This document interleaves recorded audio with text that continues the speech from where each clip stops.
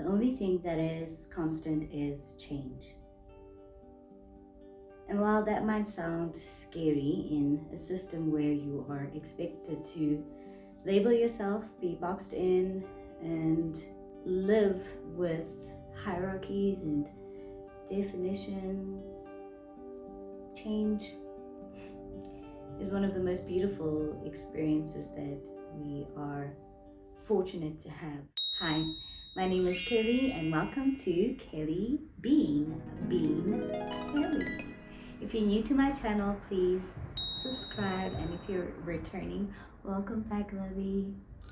I missed you dearly. I just wanted to touch on the topic of evolution because I am on a journey of becoming my highest, most divine self. I make it sound so extravagant because it hypes me up every time, but truly I am just on a journey of remembering who I truly am and existing from a space of authenticity. So essentially, I am just remembering who I truly am. So with this journey, there is this cost, and the cost is evolution. The truth is, you cannot truly be who you are and live the life of your dreams without really sitting down with yourself and tapping in. Apart from the labels, apart from the accomplishments and achievements, apart from the degrees, social status, whatever, who are you? When we take all those labels away, who are you?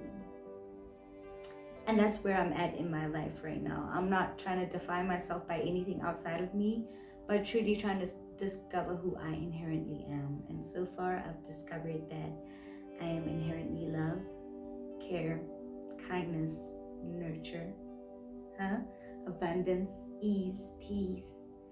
There's just all of that I've discovered, and it came through solitude. It came through letting go as well, because that's another cost of evolution, is letting go. Some things, some people, some places, some circumstances cannot come with you to where you're going. Elevation, it requires a level of lightness. So if you come with burdens, it might not be so easy. You might not, it might be a little challenging to evolve. But the thing about evolution is that it takes time, and there's always time, there is time for everything. There's time for you to process, there's time for you to experience things, there's time for you to reflect, there's time for you to sit in stillness, in boredom, in the emptiness. There's just so much of it. But once you make the decision to evolve and you start the process, it can be tempting to go back to who you were, because you find yourself in this gap where you are no longer who you were, but you have not fully embodied who you are, like who you inherently are, your authentic self yet.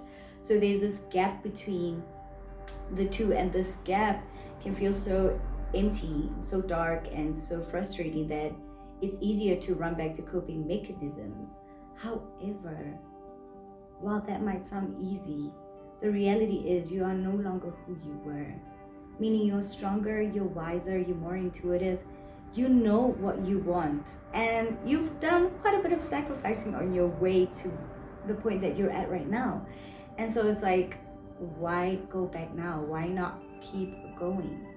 And that is really the real challenge. That is really where the strength that is inherently within shows out. When you still carry on even in the uncertainty, when you still carry on even when you don't see your circumstances changing physically, but you feel it within, you feel it spiritually, you feel it mentally or emotionally, you keep going. And sometimes that just looks like resting. Sometimes that just looks like allowing your body to process everything that you're going through. Recalibration is quite a process. It's not linear. When you go through an experience, it gets embedded in your body. And when sometimes it's like at the back of your head, like, or in your subconscious, and it'll bother you and you don't know what's going on. You just know that there's just this discomfort that you're going through until you tap in, do some self-reflection, and you realize, whoa, I've been holding on to this for so long. And when you start healing it, you need to realize that you need to also give yourself time, because your body takes time to process everything that you go through and you experience. That's why your time and your energy is so sacred and so important. It's very important that you know who or what you're spending your time on, because it can have an impact on your life forever. Yeah, evolution also opens you up to so many things that you don't really take note of. For example, safety. We often, especially if you are used to being in toxic environments, or maybe you grew up in a toxic environment and you're used to drama, you're used to things, emotional roller coasters, right? It is very difficult for you to find safety and peace when all you've known is noise and drama. It is difficult to let go of all these people that bring drama in your life, because some part of you associates them with safety, because you've known that all your life. And then peace comes through and you're bored out of your mind, and you're just like, why did I change? What happened? Like, I can't deal with this. But the truth is, you're now like, your nervous system is discovering like peace for the first time in a very long time. Ugh, so many cars passing, it's annoying. And then one starts to hoot. So distracting.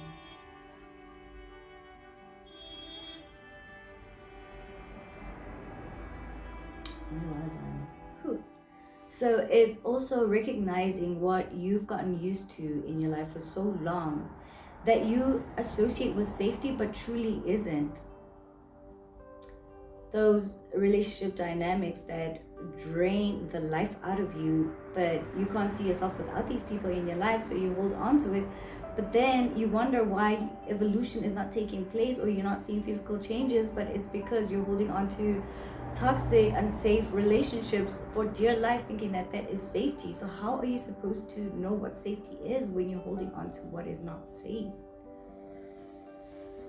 The cost of evolution, it's crazy, honestly. And another thing that I forgot to talk about with the gap between who you were and who you are about to become is what needs to happen for that gap to close is a lot of unfolding.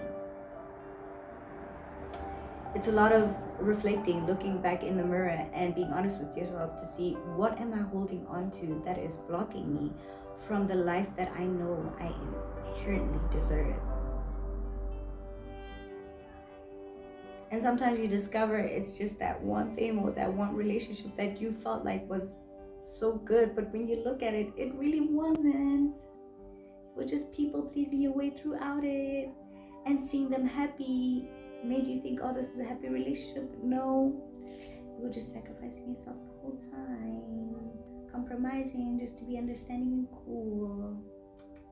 And for a while that worked for you because it brought a smile on someone else's face, even though you were exhausted from all the effort you've put in. Yep, it looks like letting go of that too.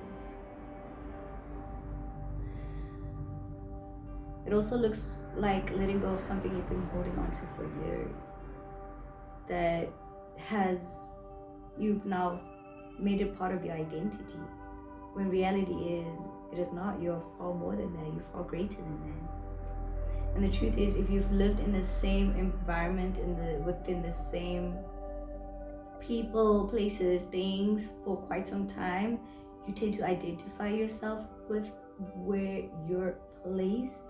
But the truth is, you don't know who you are outside of that place. You don't know who you are outside of that relationship. You don't know who you are outside of that workspace.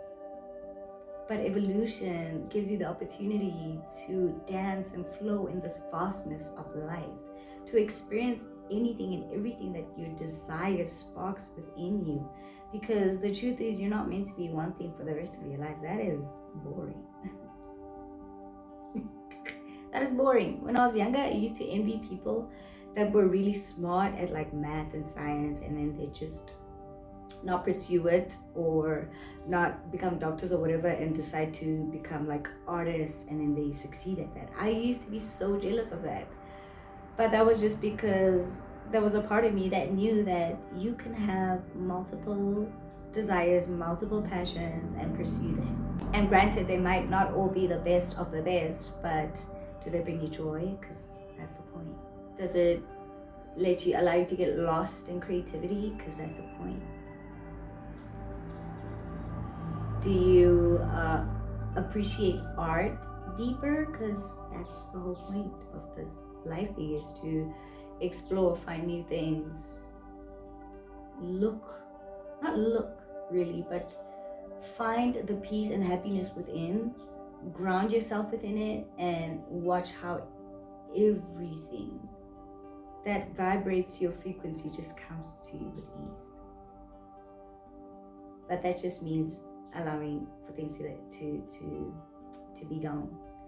And with the unfolding process as well, is that the universe like puts it to the forefront. It's like, here it is, this is what you need to let go.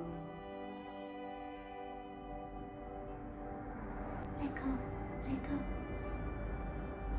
And sometimes you just want to shrug it off to the side, and you're just like, give me my desires, but you're avoiding the things that you need to let go of. And it's like, how are we supposed to work when you're not really trying to do the work?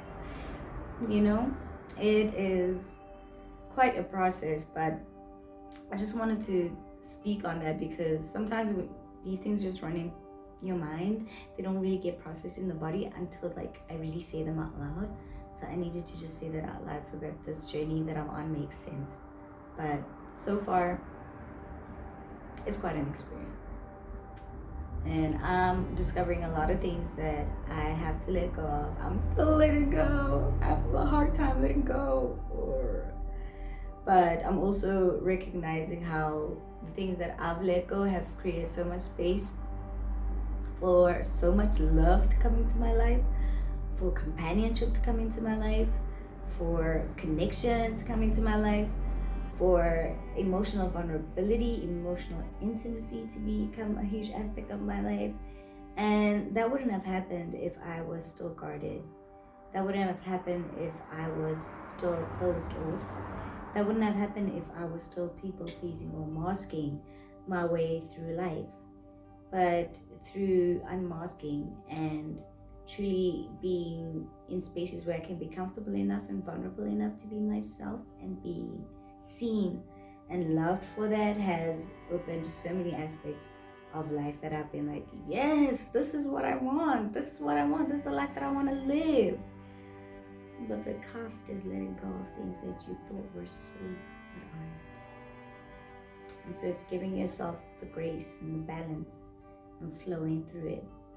Because sometimes, yes, the wellness practices can come through and work for you, but sometimes yoga doesn't work. And I'm not saying it doesn't work all the time. I'm saying there will be a day sometimes where it works, and then there'll be a day where you wake up and you're like, I don't feel like doing it today. I'm not with the silent meditation today. I'm not with it. And on a day when you don't feel like doing yoga, dance. On a day when you don't feel like silent meditation, chant. But what I'm trying to tell you is there is so much in this world. There's so much vastness. There's just an abundance of practices that serve your journey. Life is not a one size fits all. Life is kind of custom made for you, but in such a way that it works for all of us because we're all interconnected.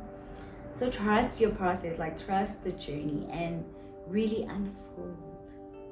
unfold, because in this unfolding there's just so much strength that is just hiding in there, suppressed because it was shamed somehow.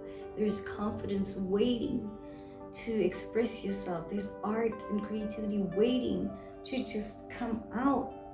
But the fears, the limiting beliefs, those old concepts, those boxes you were placed in, the systems that keep you small are running your life. And the truth is, you run your life.